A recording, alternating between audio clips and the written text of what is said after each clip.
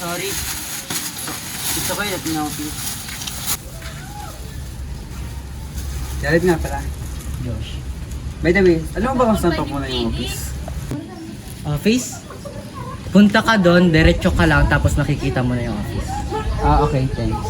By the way, mauna na ako. Late na kasi ako. See you when I see you. Bye.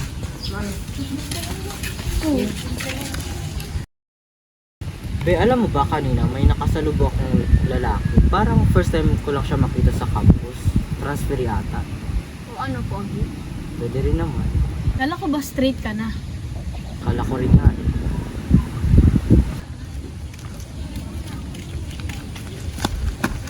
Wala ka lang? Hoy. Tama tayo, wala kang kasama pa uwi. Sige. By the way, parang bago lang yung mukha mo. Transferi ka ba? Oo, galing pa ka sa Cavite. Bakit ka lumipat dito? Hindi ba maganda sa school nyo? May problema kasi yung lola ko at mga magulang ko, kaya lumipat kami dito. Ah, okay. Ano problema ba? Huwag natin pag-usapan. By the way, ginagawa ka ba? Wala naman. Bakit? Yan sa nakita pumunta sa labas eh. Ano, G? Sure. Babe!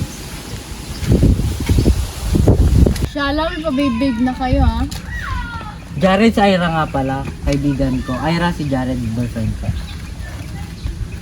Nice to meet you. Hindi naman ang boyfriend mo, pwede akin na lang. Sige na, bagay naman kayo eh. Charot lang, ano ka ba? Anyways, Jared, baka gusto mong sumabay sa lakad namin. Oo nga.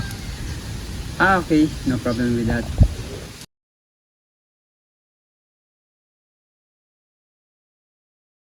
Babe, can I introduce you to my parents? Sure babe, why not?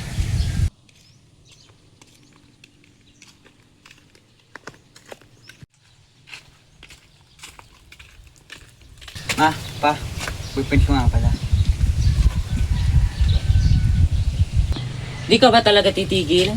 Di ka ba nahihiya? Di ba sabi ko lalaki ka at ang lalaki ay para sa babae? Bigyan ba niyo sa kantay?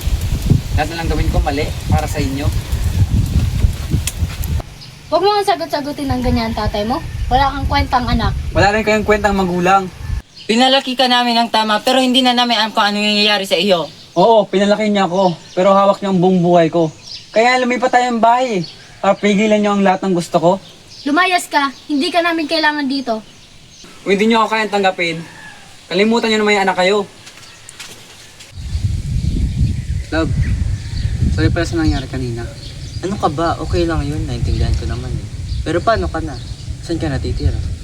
Doon mo lang ako kila tita, mag-i-stay. Okay. Siya nga pala, about dun sa paglipat nyo ng bahay. Totoo ba na yung parents mo yung dahilan? Oo, malaman na kasi lalaki yung jowa ko. Kaya lumipat kami ng bahay para daw makalayo. May ex ka? Meron? Okay. Oh, ba't ka ganyan? Serious ka no? Hindi ah. Ex mo naman na yun. Oh, ba't ka ganyan? Eh kasi hindi mo sinabi sa akin na may ex ka pala. Kasi ayaw kita nang jealous ka. Oh, bakit? May problema ba? Wala. Sure ka? Wala nga eh. Ilang araw ka nang ganyan sa akin, lagi kang galit at parang iniiwasan mo ako. Hindi mo man lang sinasabi sa akin yung rason. Ba't ko pa sasabihin? Sorry Jared ah, pero jowa mo lang naman ako. Ewan ko sa'yo. Sana ay maabot ng langit ang iyong mga ngiti. Sana ay masinig. Huwag kang mag-alala. Di ko ipipilit sa'yo kahit na lilipad ang isip ko'y turete sa'yo. sa bawat pagharap natin sa salamin.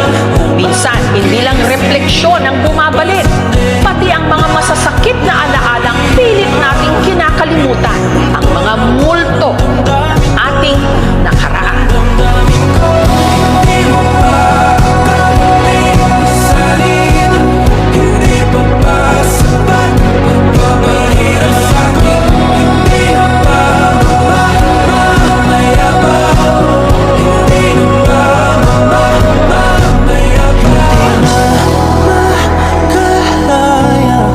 Babe, sabi mo kinakausap.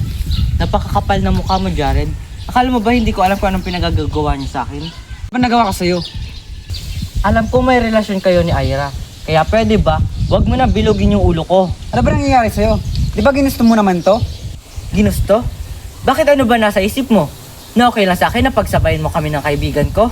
Jared, mas gugustuhin ko pa na mahalin mo siya kaysa mahalin mo ko. Dahil ito tatandaan mo, magmula ngayon, break na tayo. At ayoko na makita ang pagmumukha mo. Okay, fine. Minahal lang naman kasi kita kasi ikaw nandyan eh. Ako pala yung nandito eh. Bakit siya yung pinili mo? Dahil babae siya, At lalaki ako. Hindi handa ang kasarian ko para mahalin mo ko. hindi ka tanggap ng pamilya ko. At hindi ka nila tatanggapin. Kaya mo ko ipaglaban kung mahal mo ko. Hindi na kita mahal. I hate you.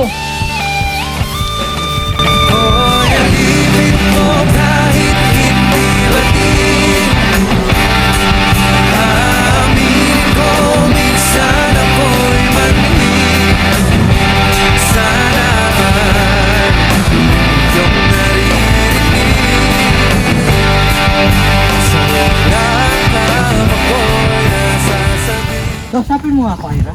Ano ba relasyon na meron ka ni Jared at bakit lagi kayo magkasama? Walang kami ni Jared, Josh. Huwag ka na magsinungaling, Ira. Sinabi na sa akin ni Ashley lahat ng kalokohan pinagagagawa niyo sa akin.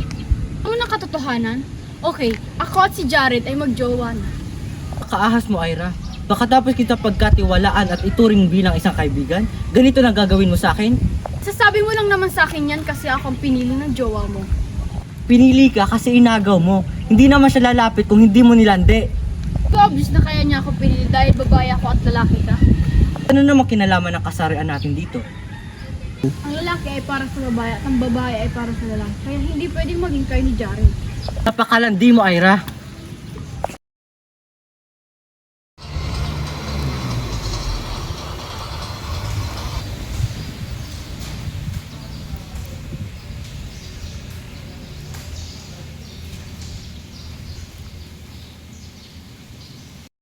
Good morning, everyone.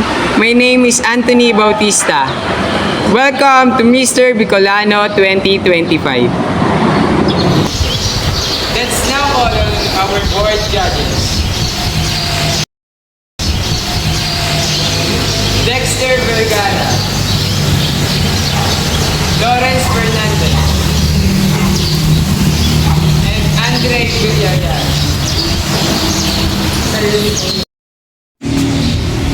Nakaban ako, Arvin. Kaya mo yun, ito ba?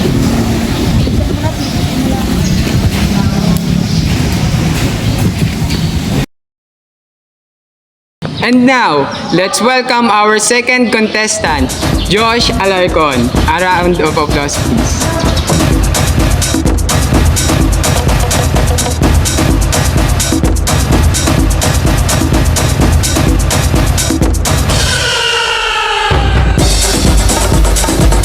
Case number 2. Here's your question. Are you ready? How can you promote true equality in a society where people are still judged for who they love? Para sa akin, ipapakita natin ang pagkakapantay-pantay ng bawat isa o equality kapag tinanggap na ng bawat tao kahit sino pa ang mahal nila.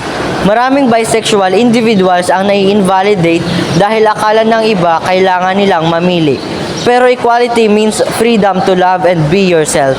At kung matututo tayong rumispeto at makinig, mas magiging pantay ang mundo para sa lahat. Naniniwala ako na nagkakaroon ng tunay na equality kapag hindi na natin sinusukat ang tao base sa kung sino ang minamahal nila. At naniniwala din ako na hindi mo kailangang agawin ang jowa ng iba kung gusto mo siya. Dahil ang tunay na equality ay may kasamang respeto, hindi lang sa sarili mo, kundi pati na rin sa relasyon ng bawat tao. Be, Ira, alam mo ba kanina? Alam mo ba kanina may nakasal? 1, 2, 3. Kausapin mo nga ako, Ira. Ano ba anong relasyon? Dali. Kausapin mo nga ako, Ira. Ano ba relasyon na meron kayo ni Jared at bakit? Bakit nga Dali, paspasin kayo. kami ni Jared Josh? Huwag ka na magsinungaling. Sinabi na sa akin lahat ni Ashley ng kalokohan mga... Kausapin mo nga ako, Ira. Ano ba relasyon na meron kayo ni Jared at batag... Pwede ba kaya? At ano naman kinalaman ng kasiraan? Kasarian. Sabi mo lang, alat lang. Ang pogi naman ng boyfriend mo, pwede sa akin na lang. Charot!